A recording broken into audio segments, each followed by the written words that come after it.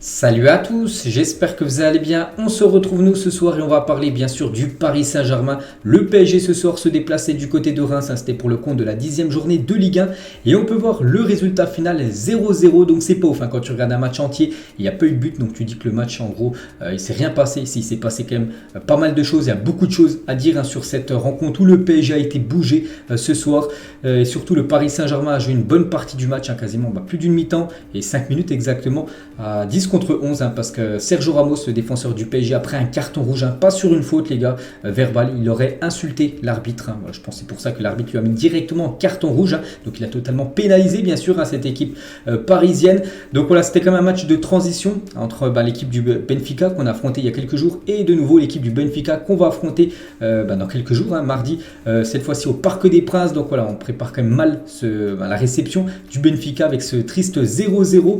Donc le PSG les gars, on va dire quand même quand le match était à 11 contre 11, c'était pas ouf. Ce soir, ça a été de nouveau très brouillon. Il y a encore des joueurs qui sont passés totalement à côté du match. C'est qu'il y a, j'ai un nom, on en parlera tout à l'heure, les gars.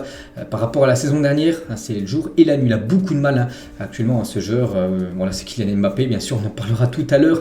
Encore un match catastrophique de Kylian, on va pas se mentir. Il n'a pas été bon ce soir. Donc c'est vraiment dommage. Pourquoi ? Parce que plus tôt dans la journée, donc Marseille, qui est des dauphins du Paris Saint-Germain, s'est incliné chez eux. Ils ont perdu 2-1 contre Ajaccio. Donc là, c'était le moment rêvé, on va dire, de prendre les distances sur le deuxième, qui est l'équipe de Marseille. Parce que si on regarde le classement, donc le Paris Saint-Germain, du coup, a pris quand même un point de plus par rapport à Marseille qui s'est incliné. Mais voilà, il y a seulement 3 points d'écart avant le Classico parce que le prochain match de championnat, le PSG reçoit le Dauphin, l'équipe de Marseille. C'est dommage parce qu'il y avait 2 points de plus à prendre ce soir. Voilà, s'il y aurait la victoire, le PSG aurait eu 28 points, Marseille 23 points. Voilà, il y aurait eu 5 points d'écart avant le Classico semaine prochaine. Donc dommage. Bon, après, on va pas cracher non plus sur ce match nul. Voilà, parce que le PSG a quand même pris un point alors qu'ils ont joué toute la deuxième mi-temps avec un joueur en moins. Donc voilà, il faut pas non plus tout jeter à la poubelle. Voilà, le résultat est là. Le PSG reste toujours invaincu cette saison, mais le PSG reste sur 2 matchs d'affilée en match nul. On espère surtout la victoire, parce que pour moi vraiment le plus important, c'est mardi. Voilà, ça sera un match déjà pour la qualification pour les 8e et surtout pour cette première place qui va se jouer mardi prochain au Parc des Princes. Mais voilà, pour revenir les gars sur cette rencontre ce soir, les statistiques du match.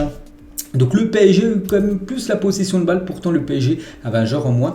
Mais on peut voir que les tirs, c'est bien l'équipe de Reims qui a beaucoup plus tiré que l'équipe du PSG ce soir. 24 tirs pour l'équipe de Reims, 11 tirs pour l'équipe de Paris. Donc les tirs cadrés, voilà, c'est surtout ça qui est très important parce que tu peux avoir des gros chiffres, on va dire en tir. Voilà, tu peux tirer du rond central, à chaque fois tirer 30 mètres au-dessus des cages et ça te fait à chaque fois une stat en tir. Ce qui est très important, bien sûr, c'est les stats de tir cadré. Donc 4 pour l'équipe de Reims, 3 pour l'équipe du Paris Saint-Germain. C'est qu'il n'y a pas eu non plus d'énormes actions. Les gardiens ont été bons ce soir. Voilà, la preuve, il y a eu 0-0. Donc voilà, le PSG, je vais dire quand même que c'est un bon point pris, malgré qu'on est toujours déçu les gars quand on regarde le PSG avec cet effectif, malgré quand même qu'il manquait Léo Messi. Il a beaucoup manqué Messi. C'est vrai que au tout début de match, on s'ennuyait voilà, quand il n'y a pas Messi et Neymar, parce que Neymar c'était un peu la surprise. Il a commencé sur le banc pour le faire souffler. Donc c'est vrai que c'est moyen. On se fait un petit peu chier quand on regarde l'équipe du PSG sans les 2 stars sud-américaines devant. Bon, ça s'est un petit peu décanté au fil de la rencontre, mais bon voilà, quand on regarde bien sûr le PSG, même avec le banc, voilà, le banc qui est largement supérieur à cet effectif de Reims, on espère beaucoup mieux bien sûr du PSG. Mais ce carton rouge a totalement Ramos, on va dire, a mis une balle dans le pied tout simplement à l'équipe du PSG, parce qu'après c'est beaucoup plus compliqué avec un joueur en moins, même si ton équipe est supérieure sur le papier à ton adversaire. Tu joues avec un joueur en moins et bien sûr, si tu as moins d'espace, l'équipe adverse a elle, beaucoup plus d'espace. Donc voilà, on ne va pas non plus tout jeter. Voilà, on prend ce 0-0 malgré que le match, globalement, ça n'a pas été ouf. C'est vrai que quand on regarde souvenez-vous, les premiers matchs du PSG, le trophée des champions, la victoire 4-0 contre Nantes, la première journée de championnat 5-0 contre Clermont, il y a eu ce 7-1 contre Lille, les gros résultats. Puis là, vraiment, le PSG, voilà, c'est des matchs tous les 3 jours et on sent quand même le coup de mou. En plus, avec les joueurs maintenant qui sont blessés, il y en a pas mal. Il y a Kim Pembe, il y a Renato Sanchez, il y a Léo Messi qui est blessé actuellement. Donc voilà, c'est quand même une période plus compliquée pour le PSG. De toute façon, on savait, voilà, quand il y allait avoir des matchs tous les 3 jours, ça va être plus compliqué. Donc là, on est en plein dedans. Donc maintenant, il faut répondre présent. Donc en championnat, toujours première position et surtout en Ligue des Champions, qu'on attend que le PSG relève la tête avec une victoire obligatoire mardi. Donc voilà tout d'abord sur cette rencontre, bien sûr. Et on va noter, comme d'habitude, à mes débriefs en deux parties. Tout d'abord, on parle rapidement du match. Deuxième partie, on note l'équipe. Et bien sûr, on va noter l'équipe du PSG. Donc la compo, ça bouge pas. Voilà, le dispositif, toujours le même, 3-4-3. Donc quelques surprises au coup d'envoi. Donc ce matin, j'avais fait une vidéo avant match. J'avais dit que Carlos Soler allait certainement commencer titulaire. Parce que Galtier l'avait dit hier. Donc il a respecté ce qu'il a dit devant. Il est droit. Donc on ne pensait pas que Sarabia, dans la compo probable, il allait commencer titulaire. Ça a été la surprise. Du coup, Neymar était sur le banc. Mbappé était bien titulaire. Sinon, c'était quasiment l'équipe annoncée avec Fabien Ruiz en milieu de terrain. Mukele, qui a remplacé, on va dire, Achraf Hakimi pour le faire souffler. Donc voilà. Donc on commence tout d'abord avec le gardien, Gianluigi Donnarumma. Donc toujours, je mets mes notes sur une feuille. Puis là, c'est le barème de 0 à 10. Donc Donnarumma pour sa prestation. Donc pour moi, c'est peut-être le meilleur parisien ce soir. Donnarumma, il avait déjà été énorme lors du match contre le Benfica. Il a sauvé pas mal de fois à Paris. Et ce soir, c'est la même chose. Avec des arrêts de nouveau décisifs, c'est pas des petits arrêts éclatés où le gars il frappe de plus de 30 mètres, il stoppe la balle ou même moi je peux stopper la balle. Non, c'est vraiment des arrêts de face à face, vraiment qu'il a arrêté. Un peu comme contre l'équipe du Benfica. Bon, ce soir l'équipe de Reims fait moins de grosses actions qu'il y a quelques jours contre l'équipe portugaise. Donc voilà, pour son match ce soir, c'est un clean sheet. Donc lui, le PSG n'a pas marqué, lui il peut rien. Lui, son objectif c'est de pas prendre de but. Il a très bien gaulé, donc une note de 7 les gars. Pour Donnarumma, qui est en grande forme actuellement, il sauve le PSG quand même depuis quelques temps, s'il serait peut-être en méforme, peut-être le PSG aurait perdu peut-être ce soir ou même il y a quelques jours au Portugal. Donc c'est un Donnarumma.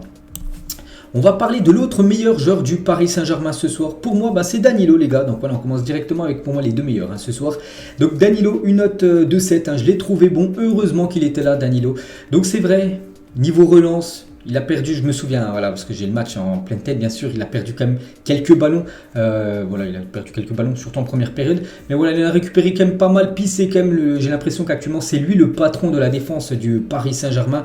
Pourtant, n'oubliez pas que c'est pas un joueur qui joue en défense centrale, de métier. Il joue milieu de terrain, mais vraiment, il remplace Kimpembe, il le remplace très très bien. Danilo, partout où il joue, à chaque fois, il répond présent. Il est souvent régulier, très rarement, il passe à côté de ses matchs, Danilo. Donc une note de 7, vraiment. Il a sauvé pas mal de fois le PSG ce soir, donc rien à dire à Danilo, comme d'habitude, on va dire bon ce soir. On passe aux joueurs qui m'inquiètent, les gars, c'est bien Marquinhos. Donc tout d'abord, sa note directement, une note de 4, un match insuffisant. On passe de 7 Danilo à 4 Marquinhos, moins 3 points par rapport à Danilo. Marquinhos, c'est normalement le capitaine, le leader du PSG depuis quelques saisons. C'est le joueur irréprochable, toujours il fait toujours ses matchs.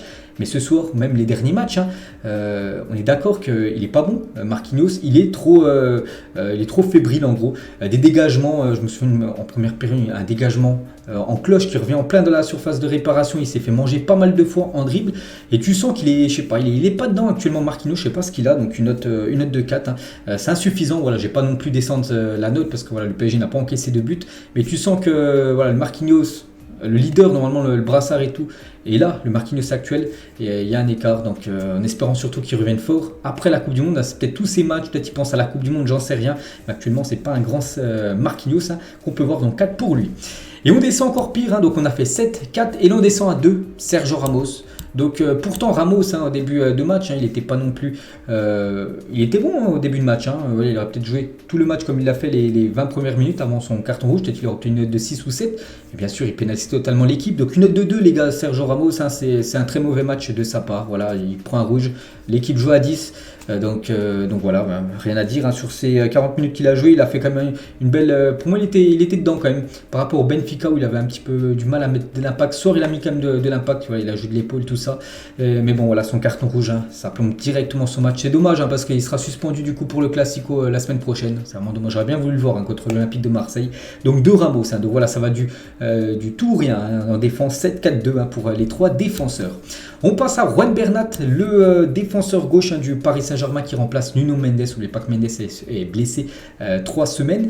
Et Juan Bernat, c'est vrai qu'on est très très loin de la version de Juan Bernat il y a peut-être en 2018-2019, je me souviens où il avait été buteur contre Naples où il faisait des très gros matchs à l'époque. C'est vrai que maintenant on sait qu'il a plus une place de titulaire. Bon là il a joué parce que Nuno Mendes est blessé, mais c'est vrai qu'on est très très loin de sa version prime qu'il avait il y a quelques années. Donc une note de 4 les gars pour Juan Bernat. Donc déjà offensivement, on l'a pratiquement pas vu. Normalement c'est un, comment dire, même quand le PSG joue à 11 contre 11, c'est un piston. On l'a très très peu vu. Normalement, c'est son rôle du côté du PSG. Les pistons, voilà, en attaque, quand le PSG a le ballon, c'est quasiment des ailiers, on ne l'a pas vu. Et défensivement, voilà, on peut voir voilà, qu'il n'est pas toujours serein, Ron Bernat, donc une note de 4.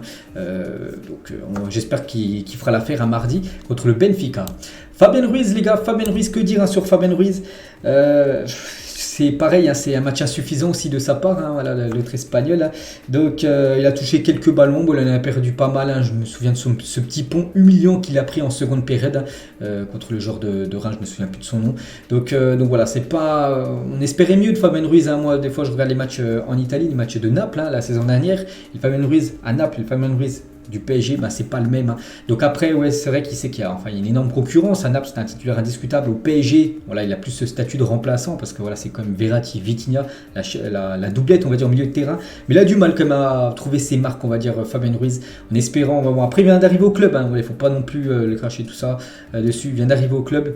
À voir dans les prochaines semaines, voire prochains mois. Et pour l'instant, voilà, autant garder Paredes, les gars. Autant garder Leandro Paredes parce que Paredes pour moi était meilleur qu'actuellement que ce que propose Fabien Ruiz, donc à voir bien sûr par la suite. Marco Verratti, les gars, donc Verratti note de 6, les gars, donc il a joué la première mi-temps, Marco Verratti. Donc toujours un bon match de Marco Verratti. Bon, il a perdu quelques ballons, voilà, parce que vous savez qu'il garde très bien le ballon. Bon, il a perdu une ou deux balles où après c'était très très chaud, contre-attaque. Sinon, il est sorti à la mi-temps parce qu'il était chaud. Il a pris un jaune. Et je pense qu'il aurait continué en deuxième période. Il aurait pu prendre ce deuxième jaune synonyme d'un carton rouge. On en a déjà eu un, donc ça aurait fait 2 rouges. Donc non, il a fait le bon choix Galtier de l'avoir sorti. Donc 6 pour Verratti. Il a été remplacé par Vitinha. Vitinha, sa deuxième mi-temps. Je l'ai trouvé voilà, plutôt convaincant, on va dire. Donc je mets une note de 6, les gars. Vitinha, ça a été un petit peu plus fluide quand il est rentré. Mais bon, voilà, toujours à 10 contre 11, c'était compliqué. Donc 6, Vitinha, c'est quand même la moyenne. On passe à Nordi Mukiele sur son côté droit. Donc Mukiele, une note 2,5. Voilà, Mukiele, c'est dommage, il a eu 2 actions. Je me souviens de sa frappe en début de match où il peut la mettre. Bon, après, c'est vrai qu'il est défenseur, mais bon, il y a plein de défenseurs qui marquent des buts où il envoie la frappe 30 mètres au-dessus des cages. Et une autre frappe où en deuxième période, un peu une frappe écrasée. Bon, sinon, il a été un petit peu actif sur son côté. Je lui mets la moyenne, voilà, je lui mets quand même une note de 5. C'est un match encourageant, on va dire, pour Nordi Mukiele. Et on finit avec la triplette devant. Donc on va commencer avec Pablo Sarabia. Donc Sarabia a joué, je crois qu'il est sorti à la 88e minute. Il a joué quasiment tout le match entier. Il a été remplacé par Achraf Hakimi qui a joué les 5 dernières minutes. Donc Sarabia, une note de 5 ce soir. Donc il y a du tout, des fois il fait des coups de génie on peut dire, et des fois des coups de n'importe quoi. On se souvient de son ballon perdu juste avant de sortir, ça aurait pu faire, où il essaie de contrôler, du coup ça revient directement dans les pieds d'un joueur de Reims, ça peut faire voilà, un but indirectement pour le stade de Reims. Il a touché pas mal de ballons, il en a perdu aussi pas mal, on va pas se mentir. Donc voilà, bon, ça vaut pas un Neymar, ça vaut pas un Léo Messi bien sûr, donc une note de 5 les gars pour Sarabia, je mets quand même la moyenne. On va parler de Carlos Soler, donc c'était sa première du côté du PSG en tant que titulaire. Donc on attendait beaucoup de l'ancien joueur de Valence. Et on va dire plutôt qu'il a été fantomatique ce soir. Une note de 4. Voilà, je ne vais pas non plus descendre à 3. Voilà, je mets une note de 4. C'est un match insuffisant. Après, un peu comme Fabien Ruiz, il faut, voilà, je pense qu'il trouve ses marques et tout. Mais c'est vrai que voilà, ça n'a pas été ouf. Il a dribblé, il a tenté quelques dribbles. C'est pas passé à chaque fois. Des passes toutes simples, il les a perdues. Et puis même, tu sens que, je sais pas, pour l'instant, ça ne le fait pas. Carlos Soler. Donc voilà, 4, c'est insuffisant. À voir dans le futur, voilà, quand il aura bien sûr quand il va s'acclimater plus au club, plus à l'équipe, plus à ses coéquipiers, voir ce que ça donne. Mais ce soir, il n'a pas été bon, on va pas se mentir. Donc une note de 4 pour le joueur espagnol. Et on finit avec le cas Kylian Mbappé. Donc beaucoup de choses à dire sur Kylian. Donc tout d'abord, voilà, directement sa note les gars, une note de 3 pour Kylian Mbappé. Je crois que j'ai mis la même note. Je sais plus si je cherchais ma feuille de mercredi contre le Benfica. Je crois que j'ai mis une note de 3. Où est le Kylian Mbappé de la dernière saison? J'ai vu des commentaires d'un coup, on m'avait dit ouais, j'étais trop méchant sur Kylian, mais bon, je pense que ceux qui ont regardé le match, les gars, les supporters du PSG, on est tous d'accord que Kylian Mbappé n'a pas été bon ce soir et ça se continue. Donc tout d'abord, ce que je reproche, c'est encore d'essayer de jouer perso, hein, de dribbler, d'essayer de dribbler toute l'équipe adverse alors que ça passe pas. C'est un coup, il est passé en vitesse contre Abdelhamid. Bon, il n'est pas réputé pour aller vite Abdelhamid, mais bon, il a perdu le ballon directement après. Kylian, il a tenté 4 ou 5 petits ponts, il n'y en a aucun qui est passé. Donc voilà, hein, c'est un match qui reflète actuellement, on va dire, un Kylian Mbappé. Il a beaucoup de mal, Kylian. Donc voilà, il va falloir qu'il commence à se racheter, hein, voilà, de ses piètres prestations qu'il fait quand même dernièrement, Kylian Mbappé. On sait qu'à tout moment, voilà, c'est comme un genre de classe mondiale, on sait qu'à tout moment, voilà, il peut marquer un but sublime, à tout moment il peut faire une magnifique passe D. Il en a fait une, hein, ce soir à Neymar, de hommage à Neymar, à tirer à côté, hein. Mais bon, voilà, Mbappé les gars, c'est pas ça, hein, depuis quand même quelques temps. Donc 3 les gars pour Kylian Mbappé. Encore un match, on peut dire, quasiment catastrophique, hein, pour l'attaquant français. Sinon, Neymar Hakimi, donc Hakimi il a joué 5 minutes, on va pas le noter. Si j'aurais noté en 5 minutes, hein, j'aurais mis peut-être une note de 2, parce qu'il était en 5 minutes, il a failli prendre un carte rouge, hein. Bon, c'était quasiment de la bagarre en fin de match, hein, c'était très chaud. Et Neymar les gars, donc Neymar également, il a tenté, il aurait pu marquer ce but, hein, que j'ai dit sur la passe de Kylian. Il arrive quasiment tout seul, mais il est un petit peu excentré par rapport au but. Donc il la met pas, il la cadre pas, c'est dommage, hein, ça aurait pu faire 1-0, voilà, tranquille, on prend les 3 points. Donc après voilà, Neymar il était un petit peu chaud aussi, hein. Il faut qu'il fasse attention parce que c'est qu'il y a la Coupe du Monde, il provoque les adversaires et tout, hein, voilà, un joueur il peut péter un câble, lui mettre un gros coup, lui péter je sais pas les tibias, puis voilà, il peut pas disputer la Coupe du Monde, hein. Des fois on sait qu'il est pas très fait de flûte, hein, voilà, Neymar, parce qu'il provoque comme l'adversaire, puis c'est qu'il y a la Coupe du Monde, hein, lui qui est souvent blessé comme avant des grands matchs, hein, soit que ce soit en Ligue des Champions où il s'était blessé par exemple à la Coupe du Monde 2014, donc il faut qu'il fasse attention bien sûr Neymar. Donc voilà, bon après je peux pas le noter, et comme j'ai dit les gars, je note pas les joueurs quand je joue plus moins de 45 minutes. Donc voilà les gars ce que j'avais à dire, hein, sur le PSG. C'est vrai que j'avais beaucoup de choses à dire, hein. Regardez, 16 minutes de vidéo alors qu'il y a eu 0-0, alors que des fois voilà, le PSG s'impose 4-5-0, puis je parle voilà, seulement 11 minutes. Donc les tops les gars, donc Donnarumma, Danilo et Vitinha.